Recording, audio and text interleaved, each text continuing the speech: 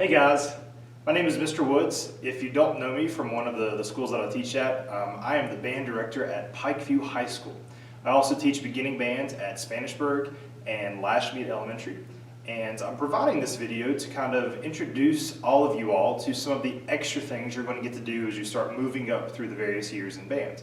Right, so 5th grade we start with the very basics, right? You get your instrument, you learn how to play it. 6th, 7th, and 8th grade we start molding you into a really awesome sounding band with a few extra opportunities.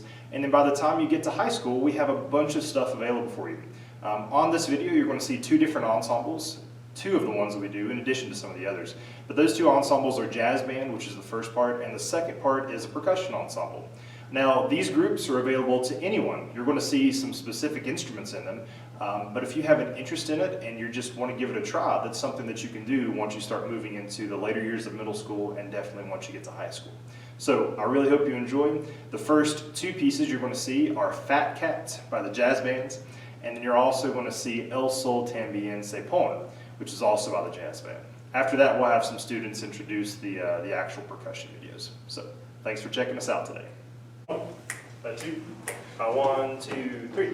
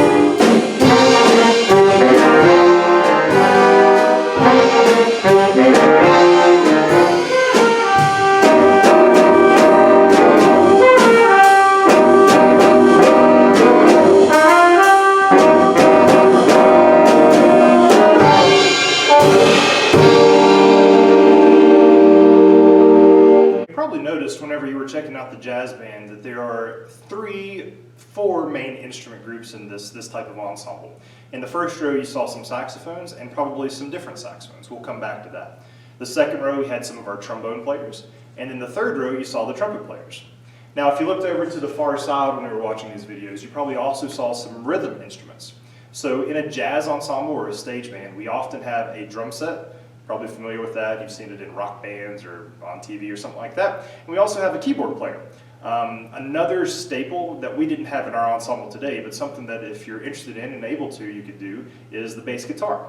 So this band is made up of a bunch of different instruments, and today I want to introduce you a little more in depth to some of the saxophones.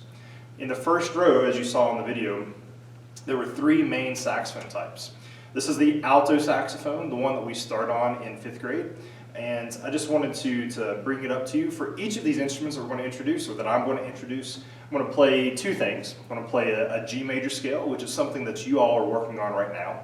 Then I'm going to do a G blues scale for each of the instruments, and then we'll do a little bit of improv on each of them. So this is the alto saxophone, probably the one you're most familiar with.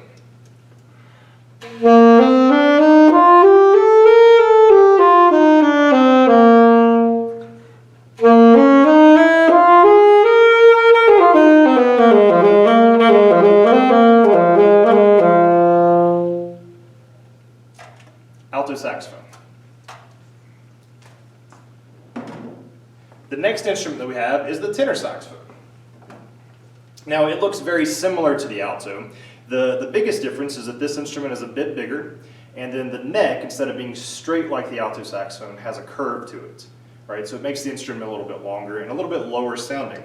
Now this instrument and the next one that I want to introduce to you, both are options to you whenever you move into the middle school type ensembles, right? There's something you're going to get to try out next year. Remember, all of these instruments, all the saxophones, they use a reed and a ligature and a mouthpiece to produce the sound. So here's the tenor sax. Try to do the same thing I just did on the alto.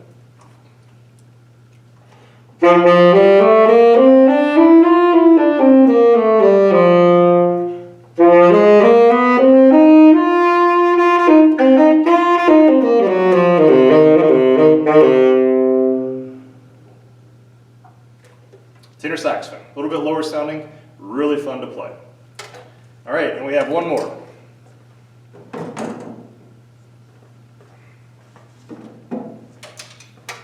This saxophone is the baritone saxophone. We usually call it a bari sax. Now this one is much larger than the other two, and the lowest sounding instrument that we have for the saxophone section in a school ensemble. You'll notice, for one, it's longer, right? It's a longer instrument. And then all of this up here, so see how the neck kind of curls around and then straightens out? It's all to make the saxophone longer, right? Because the longer the instrument we get, the lower the sound is.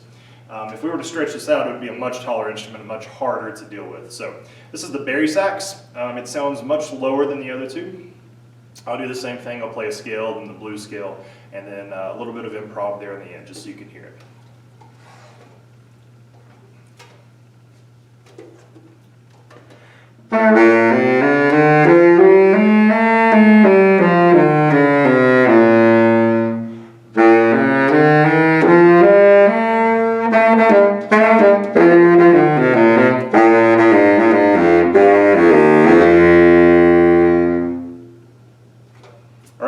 So those are our three main saxophones that you're going to see as you move into middle school. We really hope that you're interested in them and that you want to try this stuff out. By all means, check it out, ask your teachers about it. We'd love to have you be part of these ensembles. Thanks so much, guys. See you later. Ready?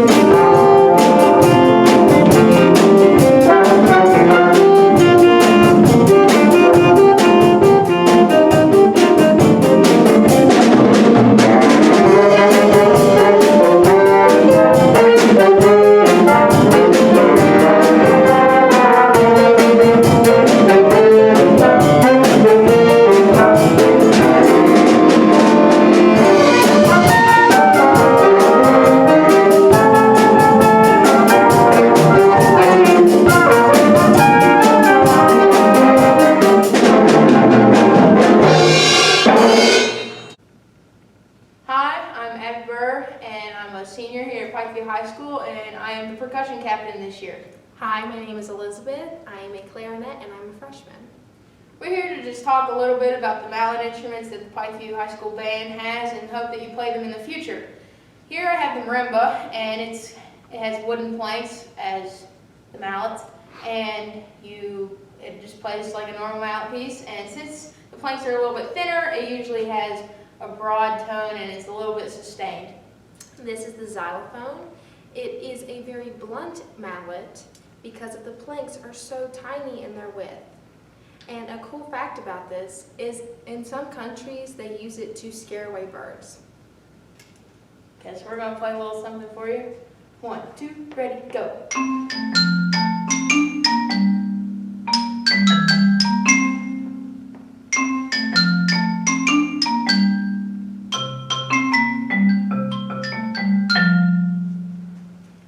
Okay, next we have our metal mallet instruments.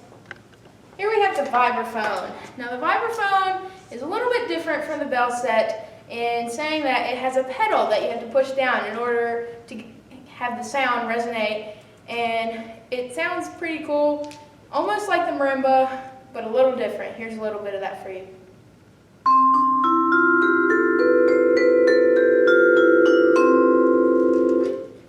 This is the bell set. It is a higher pitched instrument than the other mallets, and it's very cool because it is another metal instrument.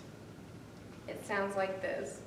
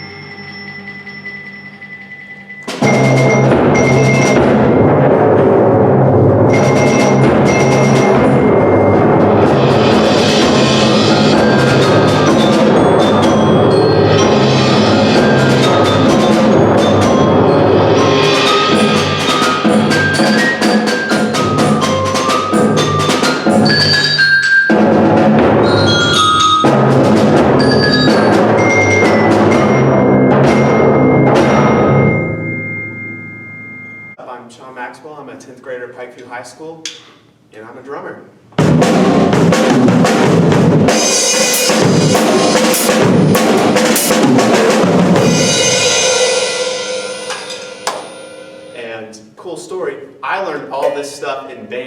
Now, if you join band, you get to play some pretty cool instruments, especially if you're a percussionist. You get to play stuff like the suspended cymbal. What a beautiful sound. And crash cymbals. These are what I played during marching season my 9th grade year, and I gotta tell you, I love this sound. What's up? I'm Caden. I'm a percussionist at Pikeview High School. I'm a 9th grader, and I'm going to go over some auxiliary stuff. So we have the guiro and the cabasa, and then the claves, which are obnoxiously loud, and then the beautiful gong. The gong is one of my favorite instruments to play. You gotta warm it up a little bit, and you smack right in the middle.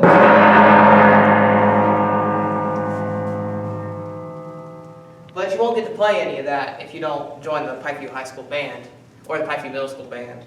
So auxiliary is a big part of that. So you should totally join. 1, 2, 3.